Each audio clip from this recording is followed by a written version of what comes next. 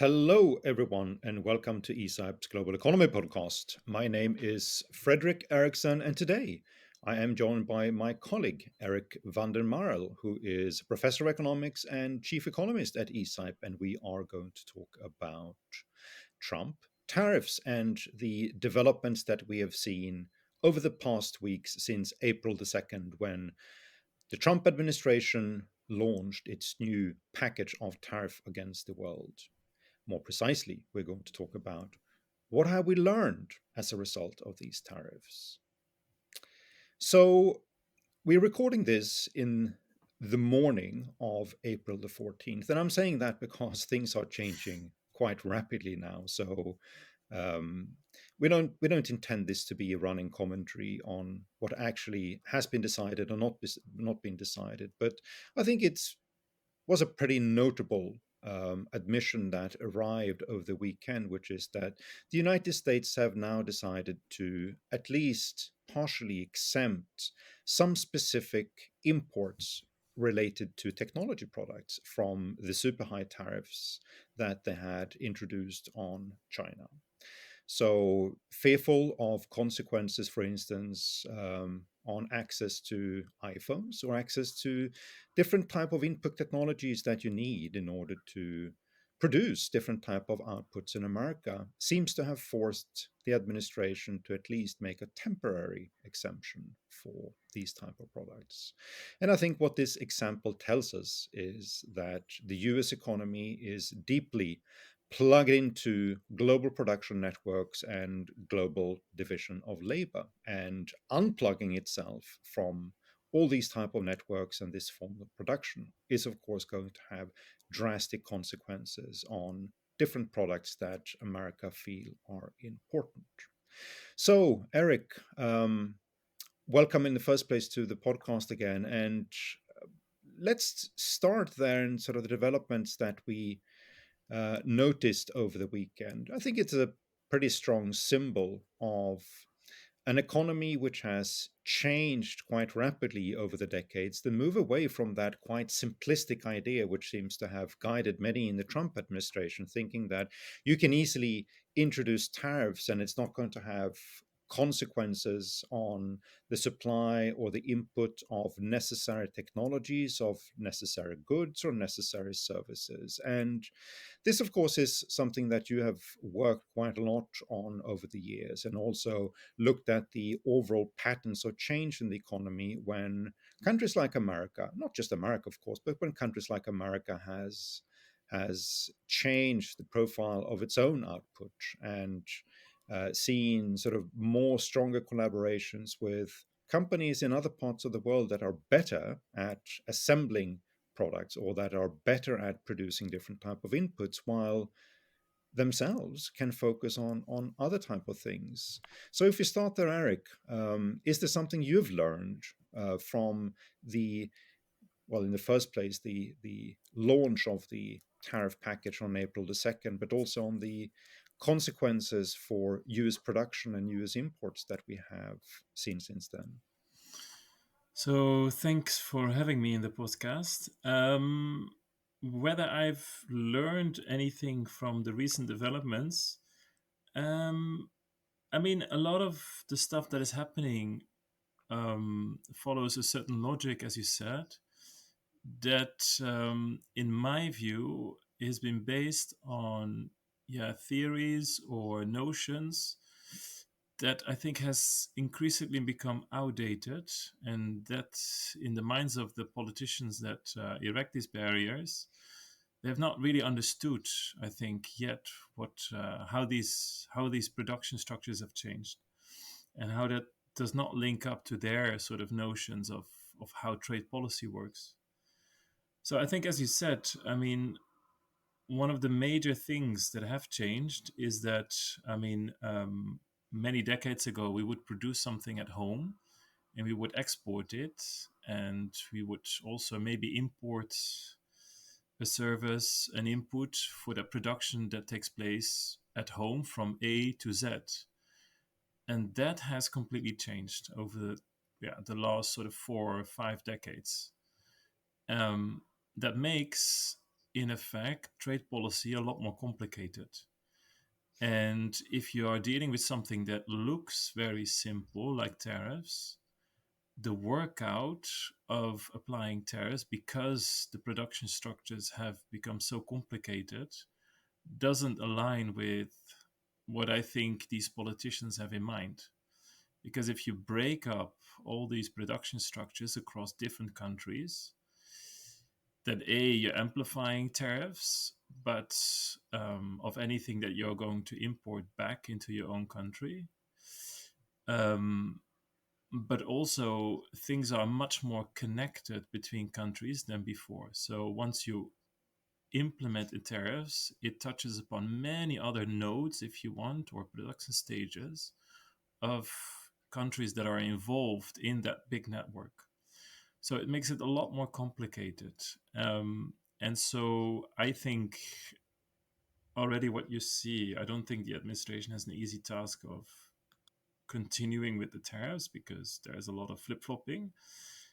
And yeah, I'm skeptical about how that will continue in the future with their sort of underlying goal of getting manufacturing back. Mm.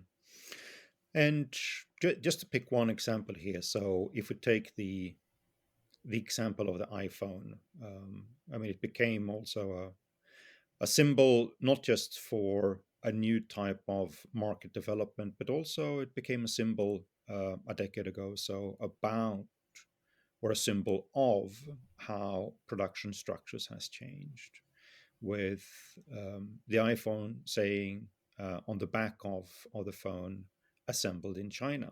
Um, while when you look at the value added in a phone, it's actually going to be quite small parts that comes from value added in China. Value added is going to be much more substantially coming from somewhere else. So I notice now that if you look at a company like Apple, for instance, they have a very, very strong operating margin. They make a lot of money and they generate a lot of value added. And the operating margin I noticed was around 30%. And then you look to companies in China that it works very closely with, a company like Foxconn, for instance, who has which has a very, very small operating margin because they are producing the type of stuff that you don't tend to have very strong margins for. Value added doesn't tend to be very strong either. And the estimate here was an operating margin of 3% for a company like Foxconn. Now, this, of course, is just one way of thinking about the US economy, in a sense that it has changed as a result of all this sort of integration on firm levels with companies in other parts of the world. But if we flip that around and see, so yes, all that has happened in goods, and it has also had the impact of the US importing more in goods than it's exporting. So, in plain speak, it means that the US trade deficit has increased a lot in goods, but it has also increased a lot in services. And I would assume that the flip side of the coin here is that this stronger integration between firms in America and firms in other parts of the world has also allowed the US economy to re-specialize or develop new type of patterns of production, which is probably generating a lot more value added than the alternative. So if you now think about the US having an attention to uh, repatriate different types of assembly production to America, it's going to drain its own economy of resources that are now being applied elsewhere, developing much more high value added parts. And I think that's an interesting part to go into because I mean I can't sort of uh, accept the proposition, which of course is what you hear from sort of Trump administration officials, which is that we can do all this without this reallocation of production having a negative impact on the US economy. So that begs the question, so what is the type of development that US economy have had over the last couple of years? What does it mean for its value generation, for the way that firms integrate with the rest of the world? Yeah, I think these are very valid observations, and they are aligned with how I see it. I mean, if you have the aim of bringing manufacturing back to a country that has had massive developments in its economic structure over the last 3 4 decades, along with the spread of global supply chains, I mean, it's not going to be an easy task for the reason that you are outlining. I mean, the US, there are two things here that sort of runs through each other. What you just said. So one is the literature in economics on the spread of global value chains. I mean, what we have come to discover is that if you slice up all these different stages, it's indeed sort of at the very upstream beginning of the production process that rich countries like the US are specializing in, or at the very end of the production process. Whereas everything that is done in the middle is something that is often outsourced to these low wage, sort of emerging markets economies. Now, and that's exactly where this 30% comes in. So the 30% is at the beginning, when design of the iPhone takes place, or at the very end when the marketing of the iPhone takes place. And these are fundamentally different activities compared to the activities that are in the middle, where emerging markets are very good at and where this 3% is happening. Is it bad? No, because the 30% is higher in value added and it has brought massive welfare gains for a country like the US. So, and that's my second point. That's what you also see in countries that develop, are getting more richer, reaching a higher level of GDP per capita, like many OECD countries and the US in particular. They see that they have moved away from manufacturing jobs. So they have not moved away from manufacturing as such, but their manufacturing structures have changed a lot, fundamentally changed. So they've become more high tech, they've become more services oriented, they've become more what one could call intangible oriented, like again doing a lot of R&D, doing a lot of marketing, for example, using a lot of not only digital technologies but also new types of technologies. And that makes it, yeah, that the US economy has really changed. And as a result, I think, as you say, bringing all that manufacturing activities, basically jobs, back into a setting that has changed so much is not going to be easy. I mean, I believe already unemployment is not that high in the US. If anything, it's actually quite low. So, A, you need to recruit people who have a non college degree in the US, which I think, given the low unemployment rates, is not very easy. And if you were to do it, I mean, as you said, you either have to resource or reallocate the resources out of these higher value added activities into something like manufacturing. That happened in the US like 30, 40 years ago, but that's the main bottleneck in my view. I mean, the manufacturing that will go back to the US economy is not the same as 3 or 4 decades ago. It's not going to help so much the non college, the lower skilled manufacturing job for which this is all taking place. So I'm deeply skeptical here. And this is also what we're seeing, for instance, with plans that America's had to build semiconductor factories. They, in the CHIPS Act, they wanted to attract a lot more investment into producing chips, but they have great difficulties just finding staff and Yeah. finding the type of labor that is going to be necessary if you want to do that. So that's for sure. But if we think about it in this way, Eric, so we have one part of the economy, and let's call it old globalization. And this seems to be the part of the economy that the Trump administration is concerned about. It's trading goods. It's the way companies buy and sell stuff, basically. And then we can call the other part new globalization, which is the other part that you were just talking about, where the 30% operating margins for Apple comes from. So it's R&D, it's design, it's a host of different activities which are high value added, and they tend to be very early in the entire sort of chain of either value creation or supply. And then we have also towards the latter part of the process, which is when you start to work with different type of marketing and different type of activities, which is about trying to get consumers to buy um, Yeah, the that's correct. products that you have. So if we talk about if we flip to that new globalization part, how do you think America stands up in new globalization? Is it a poorly performing economy or a very strongly performing economy? No, and I think that's the irony of it all. I mean, the American economy looks very good if you look at their activities at both ends in the supply chain. So, in terms of economic activity, production structures, I mean, you see that the American economy is doing very well in that regard. But also, I think in trade, it is doing very well in these activities. So, you trade what you produce, at least what you produce a lot of.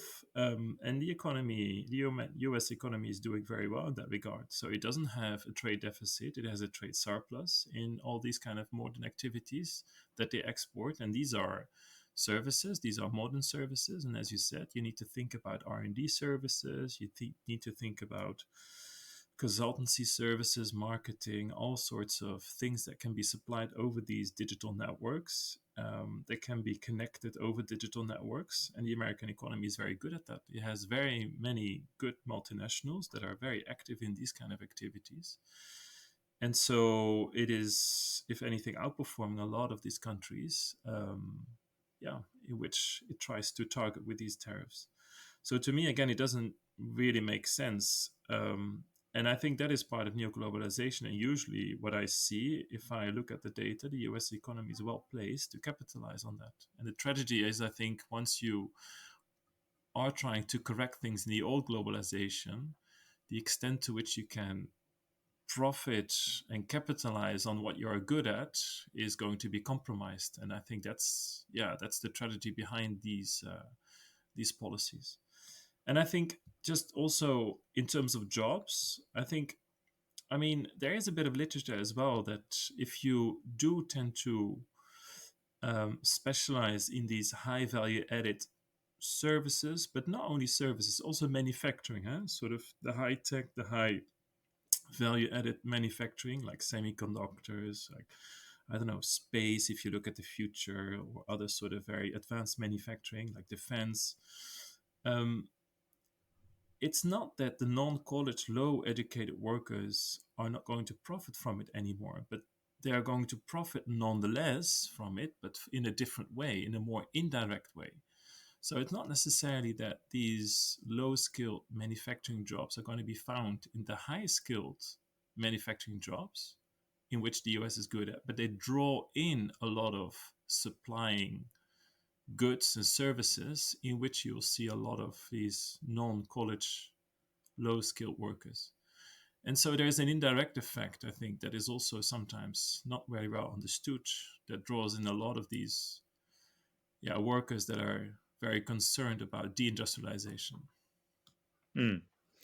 And when we talk then about US strengths in this form of new globalization, so I think my question is, what are we talking about? I mean, I had a look at U.S. trade data on the export of services, and one thing that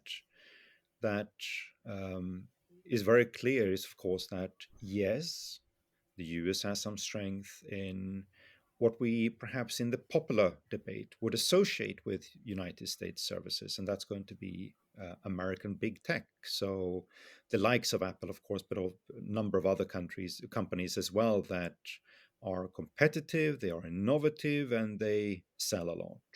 But what I noticed in the trade data is that they actually do represent a pretty minor part of US trade and services, and that US trade and services is scattered around many, many different sectors.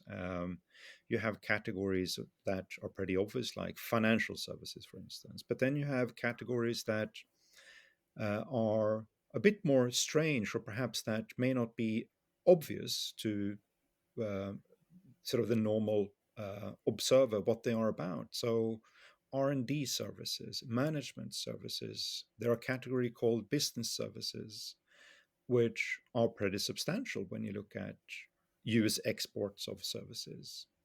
So can you tell us a little bit about what's behind all this, and why is it these type of services that they trade in, and how does that trade work? How do you trade in business services?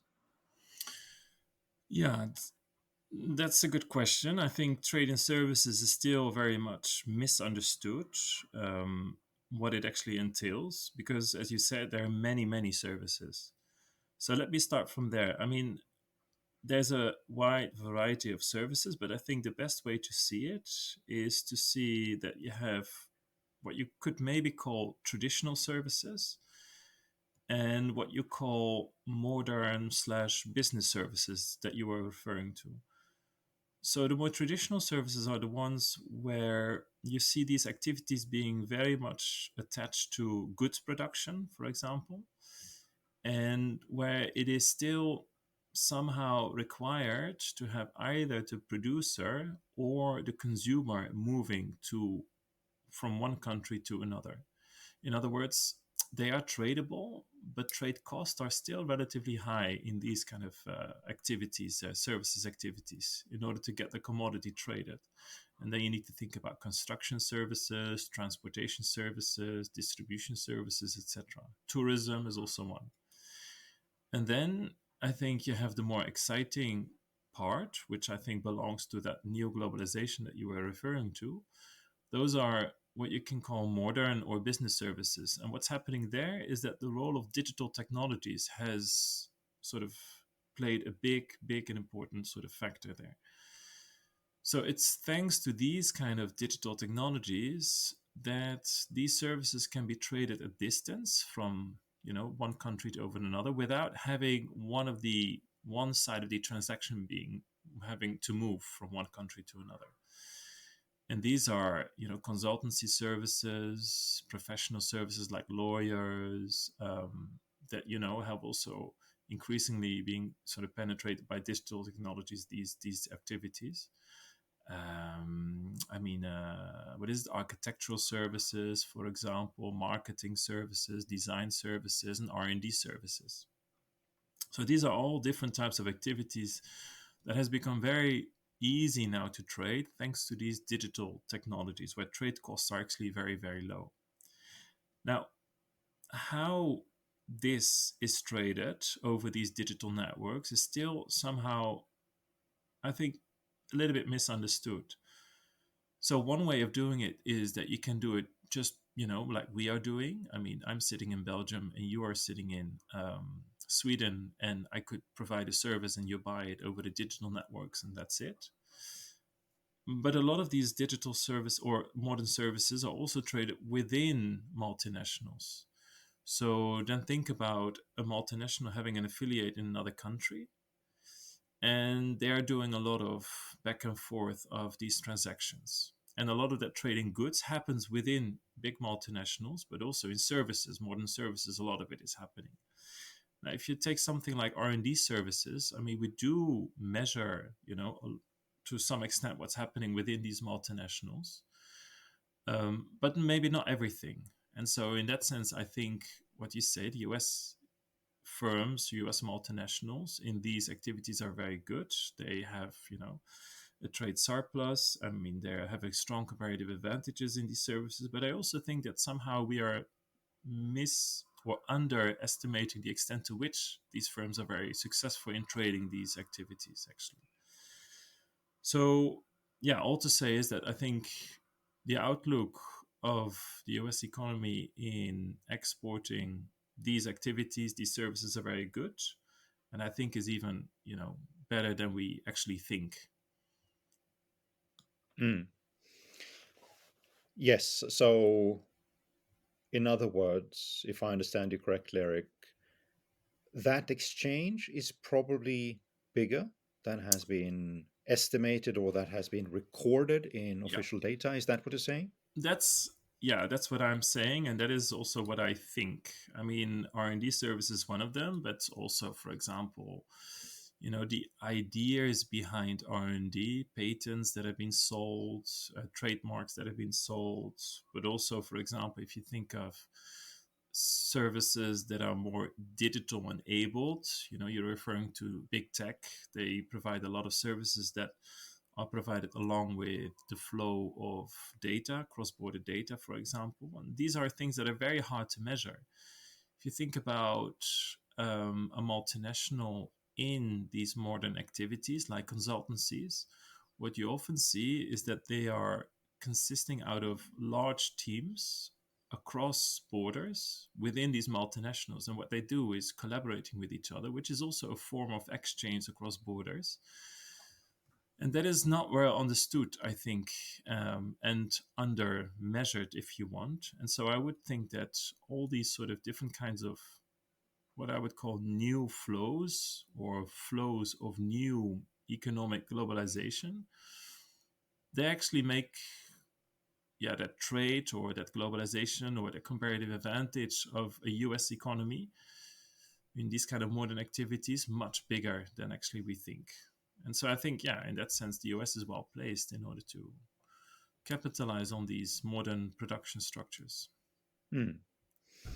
Very good. I mean, on that note, I mean, I've also seen estimates suggesting that, I mean, if you would have a more fuller, a more rounded, say, way of estimating how much that United States actually exports in modern services, it may actually be so big that it could, at least with some countries, for instance, the EU, it could cancel out the deficit that the United States have for trading goods. So the proportions, and that's my point here, is that the proportion of it can be actually pretty Yeah, substantial. So it's not sort of a small margin of error; it may actually be a pretty big margin of error. yeah. No, that's correct. And on top of that, I think many of these trade deficits and trade surplus are measured in gross exports, the traditional way of how we measure trade that sort of crosses borders.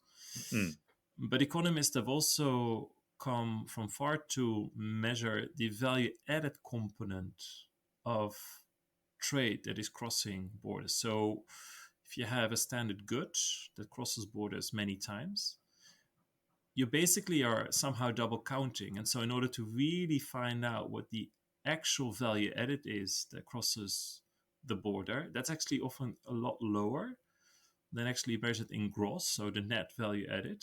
But the reverse is true for services. So the value added component is actually very big.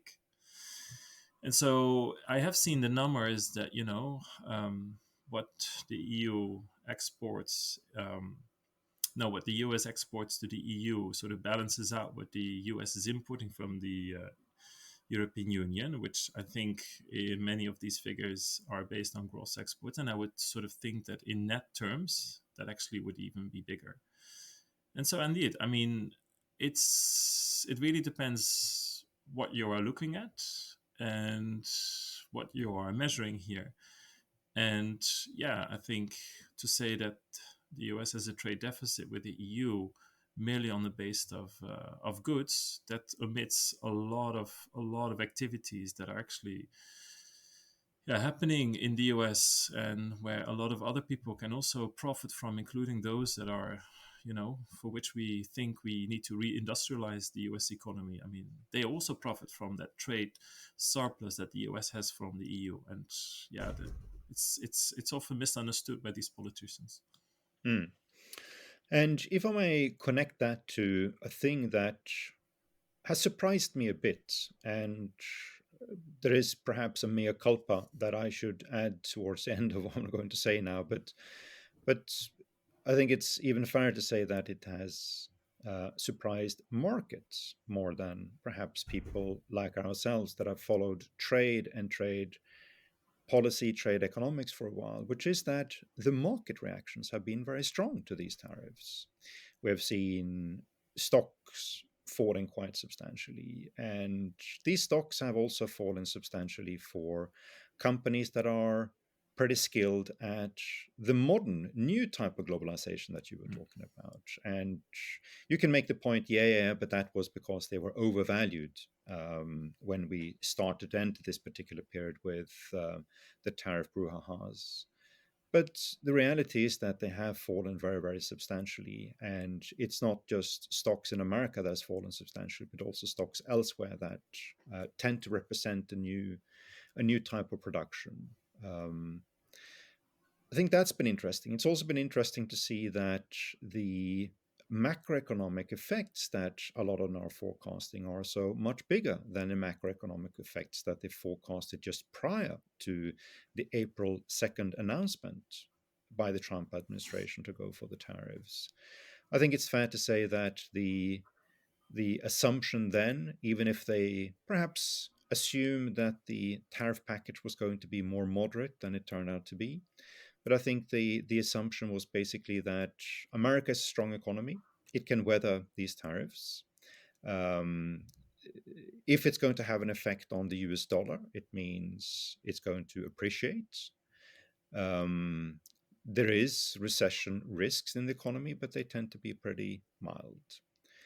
What we have seen now over the last couple of weeks, or the sort of the last 10 days more specifically, is that all these forecasts have become much, much stronger and gone in a much, much worse direction for the US economy. So everyone seems to assume that at least 1 percentage point of economic growth for 2025 has been shaved off. Recession risks has increased quite substantially. The dollar did not at all appreciate. It actually depreciated. So the value of the dollar, for instance, against the euro has declined quite substantially. Yields on US Treasury bonds have gone up, which means America needs to pay a lot more for all the debts. It either needs to take up a year because of fiscal deficits or all the incumbent debt that it needs to roll over as it refinances its liabilities. And all this, I think, has also woken a lot of people up to the risk that the American economy may actually be about to crash into a wall. Mm. That unless you have sort of more competent economic management reasserting itself in the US economy, they may actually be confronted with scenarios which are much more negative than the ones they have also been talking about now. Recession risks may go up, the dollar can plummet even more, cost for US taxpayers are going to go up, etc. And I'm mentioning this, and I alluded to a mea culpa that was going to come because when we have done trade economic analysis in the past, we have not really built in these channels, these macroeconomic channels in our analysis. I have ridiculed um, economic analysis of constructive trade policy, which built in assumption that, for instance, equity premium risks or equity premiums generally would develop in an advantageous way as a result of trade agreements. And I think, along with many other economists, I have thought this to be a very speculative type of benefit that would come from a trade agreement. But now I'm not so sure anymore. I'm watching sort of the uncertainties, the institutional uncertainty that we have now in US trade policy. You see that you're creating macroeconomic events and you're seeing other channels flowing from changes in trade policy, which are very, very important.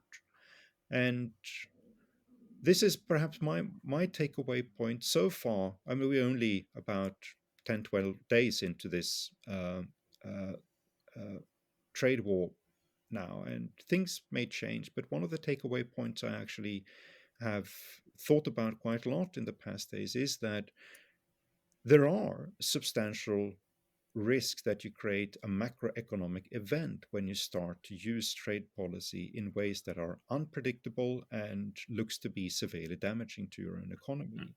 And that forces us to think in much broader ways about how trade sits in a pretty central position with the broader macroeconomic performance of a country. No, I think you're correct here.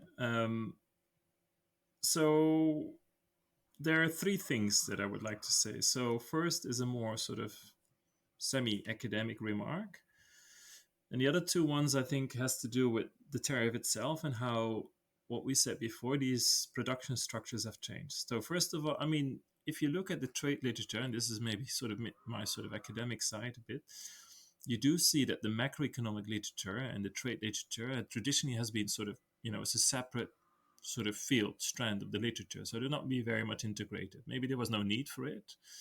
Also, I mean, trade adds to growth, but there are other factors in the economy like macroeconomic policy that adds a little bit more to growth usually for countries than trade. So I think there is a reason for that. But I'll get May I back to just the jump? May I just yeah. jump in here? What you're basically saying there, Erik, is basically that for a long time we thought that trade policy wasn't that important, right?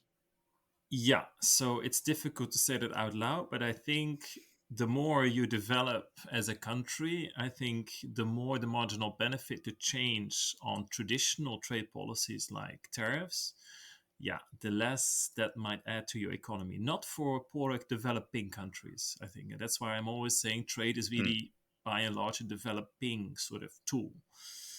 But I will get back to this. Um, but I think, yeah, that's true.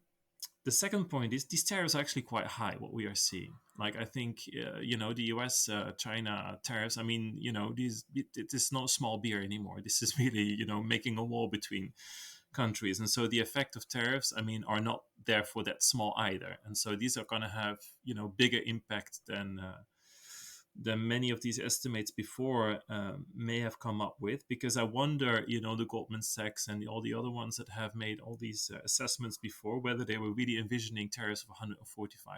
I mean, I wonder. I mean, so I think that took everybody by surprise. But I think a more interesting comment or thing maybe that makes it that actually the reason why smaller tariffs or the reason why tariff policy as such will have a big impact on the economy nowadays and even macroeconomic policies is that what we discussed before. So, the extent to which these production networks are so integrated nowadays across borders, but also across many other activities in the economy, right? So, I mean, yes, an airplane like Boeing, for example, has many, many different inputs, like the iPhone from abroad, but also from the domestic economy. So once you're putting up like something like a tariff, which maybe is not 145%, but a little bit smaller, that has massive ripple through effects for many other activities. And so obviously, and we call this with like an expensive word in economic, the spillover effects are much bigger than we used to analyze trade policy like many decades ago.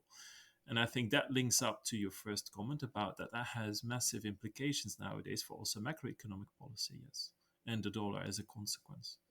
So and that's interesting because yeah, so far, I mean, it has been sort of treated as a separate sort of thing, macroeconomics and trade, or we use microeconomic tools, but because these new economic production structures that are part from new globalization, and I'm a bit speculative here, I mean, that might change again. Yeah.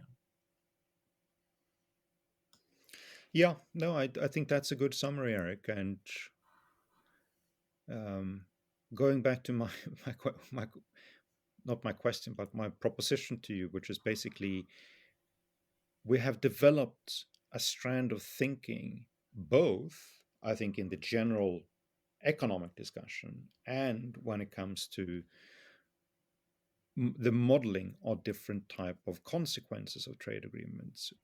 In both these areas, we've developed a way of thinking, which is that trade policy may not be that important. And as you say, that may be because, unlike the enormously strong hikes in trade or in tariffs that we now see between the United States and China, that wasn't really what we were thinking about when we we're trying to estimate the economic consequences of trade agreements that are constructive and that aimed to try to reduce the level of tariff restrictions that exist between countries. But I think it's still the case that what we're seeing in America right now is a good teaching lesson for many, especially for the general debate that sometimes have been flippant about trade and the role that trade plays for prosperity, for macroeconomic stability, but also for trade economists. That I think my takeaway point is that we need to think much more creatively and much more structurally about what channels that flow from changes in trade policy into the broader economy, as we probably are going to engage with a world where um, more trade restrictions are uh, more likely than less trade restrictions going forward. So perhaps we should end on that note, Erik, which is basically a task for people like you and me, which is that we need to become better at understanding how trade sectors and trade policy fit in the broader economic framework, and what it actually means when you start to fiddle around with different types of tariffs or other forms of trade restrictions, that they may have much stronger consequences than you imagine because of the integrated nature of the trade sector into the entire economy. Yeah, I agree. And there's a lot to explore for people like us, for other economists, for political economists as well. Yeah, I do agree with that. All right, very good. Thank you very much, Erik. It was great talking to you this Monday morning. And thank you also to all of you who have listened. We are most certainly going to return to issues about tariffs, Trump, and the United States in the near future. So tune in the future as well. Thank you. Thank you.